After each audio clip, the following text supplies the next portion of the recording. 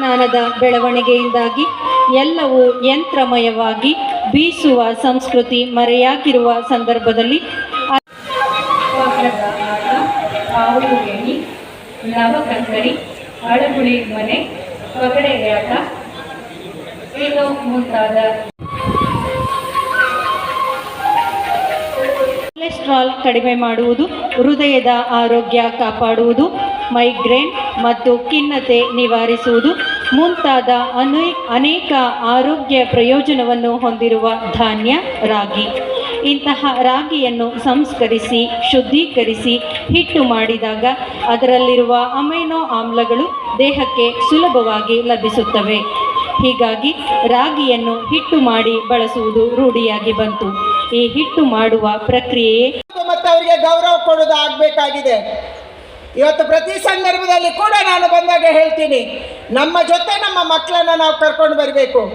ಯಾವ ಭಕ್ತಿಯನ್ನು, ಯಾವ ಶ್ರದ್ಧೆಯನ್ನು ಸುತ್ತೂರು ಮಠಕ್ಕೆ ಮತ್ತು ಬೇರೆ ಮಠಾಧೀಶರಿಗೆ ಇವತ್ತು ನೀವು ತೋರಿಸ್ತಾ ಇದ್ದೀರಾ, ಮುಂದಿನ ಪೀಳಿಗೆ, ನಮ್ಮ ಪೀಳಿಗೆ, ನಮ್ಮ ಮಕ್ಕಳು ಕೂಡ ಈ ಶ್ರದ್ಧೆಯನ್ನು, ಈ ಭಕ್ತಿಯನ್ನು ಮಠಗಳಿಗೆ, ನಮ್ಮ ಕಾವಿ ಮಠಕ್ಕೆ ತೋರಿಸುವಂಥದ್ದು ಆಗಬೇಕಾಗಿದೆ. ಅದಕ್ಕಾಗಿ ನಾವು ಮಾತ್ರ ಅಲ್ಲ, ನಮ್ಮ ಮಕ್ಕಳಿಗೆ ಕೂಡ ಈ ರೀತಿಯ ಶ್ರದ್ಧೆಯನ್ನು ಬೆಳೆಸುವಂಥ ಕೆಲಸವನ್ನು ನಾವೆಲ್ಲರೂ ಕೂಡ ಮಾಡೋಣ.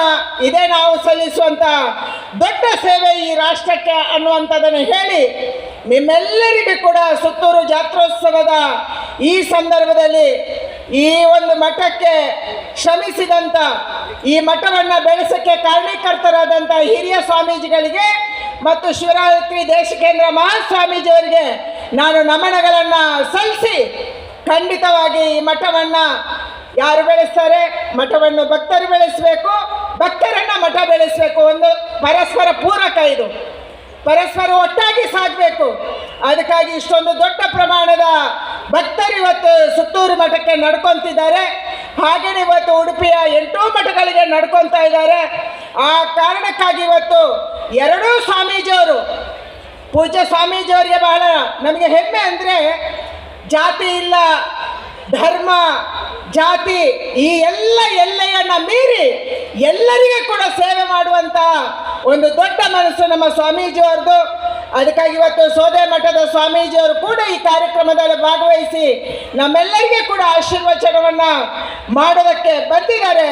ಇಬ್ಬರು ಪೂಜ್ಯ ಸ್ವಾಮೀಜಿಗಳಿಗೆ ಕೂಡ ನಾನು ಪ್ರಣಾಮವನ್ನು ಸಲ್ಲಿಸಿ ನಿಮ್ಮೆಲ್ಲರಿಗೂ ಕೂಡ ವಂದನೆಯನ್ನು ಸಲ್ಲಿಸಿ ನನ್ನ ಮಾತು ಮುಗಿಸ್ತೀನಿ. ನಮಸ್ಕಾರ. ಜೈ ಹಿಂದ್.